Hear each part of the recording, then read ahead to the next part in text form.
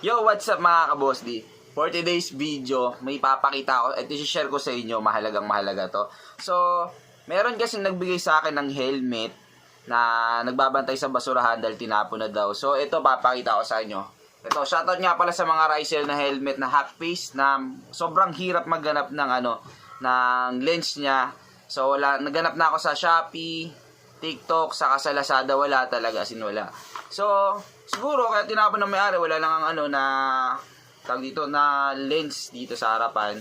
So, syempre di naman tayo pwedeng pumunta ng EDSA ng walang lens yung na helmet. So, kinuha ko lang naman siya pang daily use lang dahil malapit lang ako sa trabaho. So, ginagamit ko siya pang trabaho lang, bahay, pamalengke. So, ito siya.